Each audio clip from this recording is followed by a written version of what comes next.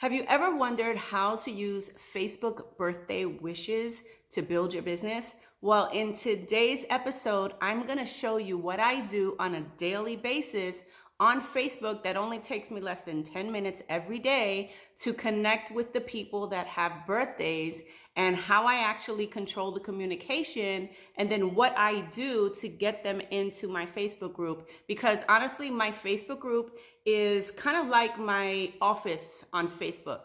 It is where I connect with my prospects. It is where I pour value into their lives and their business.